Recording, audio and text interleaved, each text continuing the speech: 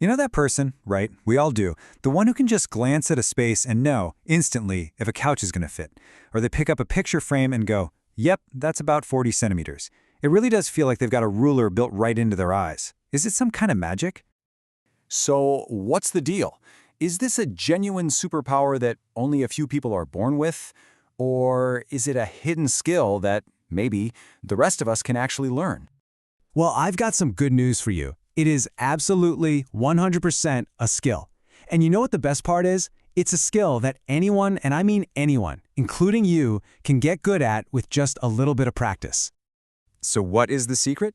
Well, it all comes down to one core idea: building a really well-organized library of sizes right inside your brain.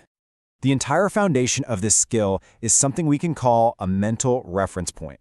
Now that sounds fancy, but it's super simple. It's just an object with a size you already know, one that you've memorized. Your brain then uses that information as a sort of template for instant comparison whenever it sees something new.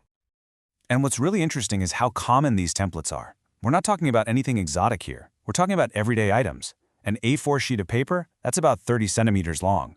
Your phone is probably around 15 centimeters. These are solid, real-world sizes your brain can grab onto in a second. And this, right here, is the key difference in how people see the world. When you or I look at a desk, we just see a desk. But someone with this size database sees the desk and a dozen mental rulers instantly laid right on top of it. They're subconsciously thinking, okay, that looks like it's about 3 A4 pages wide and maybe 5 credit cards high. But look, having a big database isn't the whole story. To make these guesses not just accurate, but fast, the brain uses some incredibly clever tools, shortcuts that are literally hiding in plain sight. So on top of that mental library of sizes, these experts are constantly, and a lot of the time totally unconsciously, using two other key abilities that work together to really fine-tune their guesses. Okay, so what are these shortcuts? The first one is a highly developed sense of proportion. The second? It's the intuitive use of their own body as a portable, always available measuring stick. Let's break those down. So shortcut number 1 is all about proportion. Think about designers, engineers, maybe artists. People in these fields are constantly thinking in 3D. They just have a more sensitive feel for ratios and can quickly judge if something looks more like 30 centimeters or 50 just based on how it relates to the space and objects around it.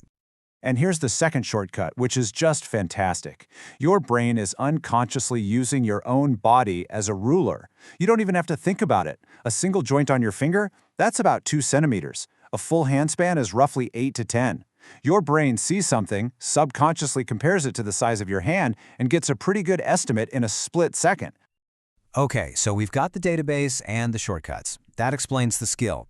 But there's a really interesting psychological twist to this whole thing that explains why these people seem so, well, impossibly perfect at it.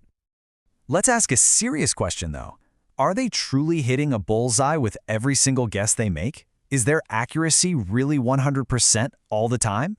Well, the short answer is no, not even close. Just think about it for a second. We've all said this or we've heard someone say it, right? We are just naturally wired to pay attention to the amazing, spot-on guess. That's the moment that really sticks in our memory. So here's the crucial point. Our brains have this thing called confirmation bias.